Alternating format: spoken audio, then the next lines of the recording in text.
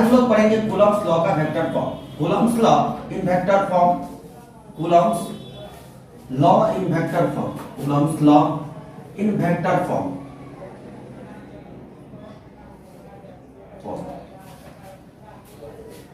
देखिए Coulomb's law में हम लोग इससे पहले पढ़े हुए थे फोर्स का मैग्नीट्यूड निकालना।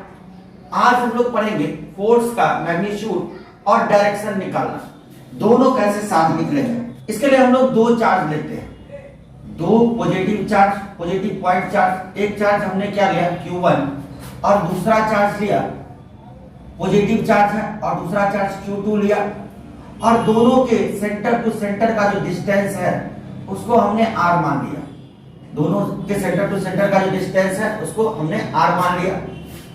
कूलॉम्स लॉ कहता है कि Q1 Q2 पर फोर्स लगाएगा और Q2 Q1 पर फोर्स लगाएगा। Q2 पर क्या फोर्स लग रहा है? देखिए एक इलेक्ट्रोस्टैटिक फोर्स किस पे लग रहा है? चार्ज Q2 पर। किसके कारण से फोर्स लग रहा है? 1 के कारण से, ये F21। इसका अर्थ हुआ force on Q2 due to Q1। Q2 भी Q1 पर फोर्स लगाएगा और ये जो फोर्स होगा, फोर्स किस पे लग रहा है? 1 पर फोर्स लग रहा है। किसके कारण से फोर्स लग रहा है? Q2 के कारण से फोर्स लग रहा है, तो ये F12 हो जाएगा। अब देखिए यहां पर जो पहला फोर्स लगा Q1 Q2 पर जो फोर्स लगा है, इसका डायरेक्शन क्या है? फोर्स लगने का डायरेक्शन किधर से किधर की ओर फोर्स लग रहा है? 1 से 2 की ओर फोर्स लग रहा है। तो फोर्स का जो डायरेक्शन होगा F21 का R12 के डायरेक्शन में होगा, R12 के डायरेक्शन में होगा। उसी प्रकार से Q2 Q1 पर फोर्स लगा रहा है, तो जो फोर्स का जो डायरेक्शन होगा, फोर्स कहां से कहां लगा? 1 से 2 की ओर लगा, 1 से 2 की ओर। तो इसका जो डायरेक्शन होगा R21 के डायरेक्शन में होगा, R21 के डायरेक्शन में होगा। चलिए यदि इसको हम लोग एक कोऑर्डिनेट सिस्टम में कंसीडर कर ले, तो ये हमारा x एक्सिस है, ये हमारा y एक्सिस है और ये हमारा z एक्सिस है और ये ओरिजिन है। जहां से चार्ज Q1 का जो पोजीशन है R1 vector R1, position vector R1, charge Q1 का जो पोजीशन है, चार्ज Q1 का जो पोजीशन है, पोजीशन वेक्टर R1। इसी तरह से चार्ज Q2 का जो पोजीशन है R2 है। ये जो हम लोग का डिस्टेंस है, दोनों का यदि डिस्टेंस निकालेंगे, दोनों केस में, एक केस में आपका जो डिस्टेंस आएगा R1 minus R2, R1 minus R2। जब इसका मैग्नीट्यूड लेंगे और डिस्टेंस जब यहां से इधर की ओर मेजर करेंगे, तो क्या होगा हमारा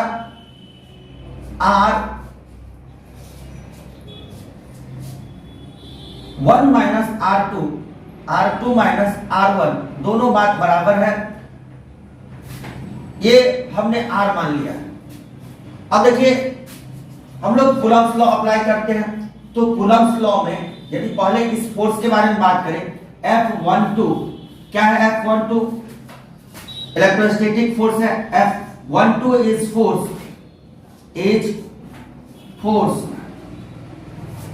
F12 is force on Q1 due to, किसके कारण से? Q2 के कारण से। और F12 यदि हम लोग लिखे F12 1/4 पाई एप्सिलॉन 0, चार्ज का जो प्रोडक्ट है Q1 Q2 bye R square.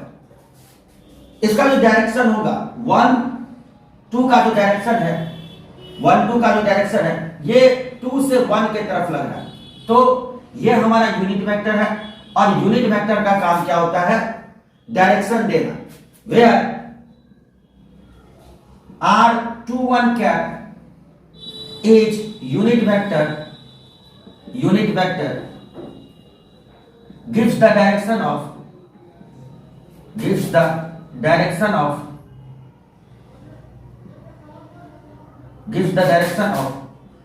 F12 and R21 cap is equal to R21 by modulus of R21. Similarly हम लोग F21 निकालेंगे।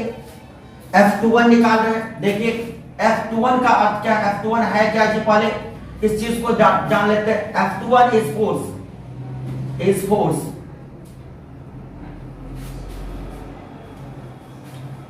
force exerted on Q2 due to Q1, यानी Q2 पे force लग रहा है, किसके कारण से, Q1 के कारण से। अब ये F21 हम लोग निकालते हैं 1/4/0, और दोनों चार्ज जो है इसका जो प्रोडक्ट होगा Q1 Q2, और डिस्टेंस को हमने क्या मान लिया था, R, तो R का स्क्वायर। इसका हम लोग डायरेक्शन देखते हैं। F21 का डायरेक्शन क्या है, F21 का जो डायरेक्शन है R12 के डायरेक्शन में है, तो एक डायरेक्शन लेने के लिए यूनिट वेक्टर R12 ले रहे हैं। R12 is unit vector, R12 is unit vector gives the direction of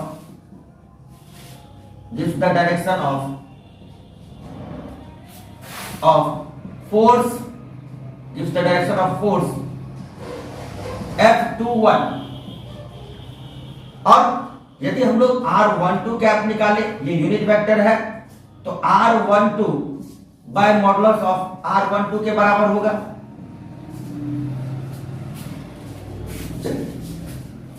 R12 का जो डायरेक्शन है और R21 का जो डायरेक्शन है, दोनों अपोजिट डायरेक्शन में है। That means R12 is equal to minus of R21। ये कॉन्सेप्ट देखिए, दोनों का डायरेक्शन क्या है, अपोजिट है, तो ये डायरेक्शन अपोजिट है, यानी फोर्स भी अपोजिट लग रहा है। इसका अर्थ है F12 और F21 इक्वल होगा, लेकिन क्या होगा, अपोजिट होगा। इक्वल और अपोजिट फोर्स है, तो यहां से देखिए कंक्लूजन निकलता है कि F12 और F21 यदि दोनों इक्वल है और अपोजिट है, तो ऐसा हमने कहां देखा था, Newton's third law of motion में देखा था। यानी ये जो कोलंबियन फोर्स है किसको ऑबे करता है, Newton's third law of motion को ऑबे करता है। लिखेंगे F12 and F21 is equal, but opposite in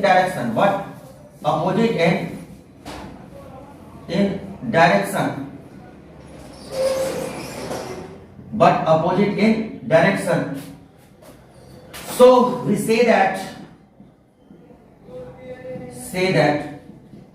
Coulombian force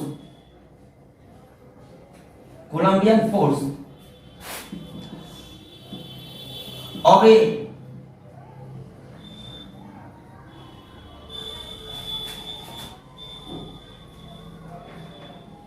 Newton's third law of motion,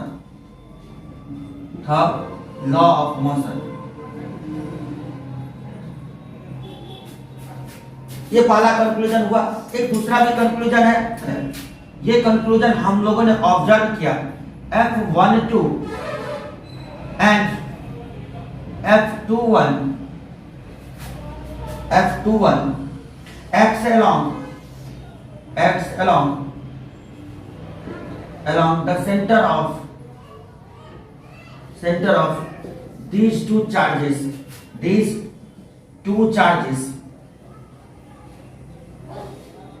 hence we say that Coulombian force is central force. Coulombian force is central force.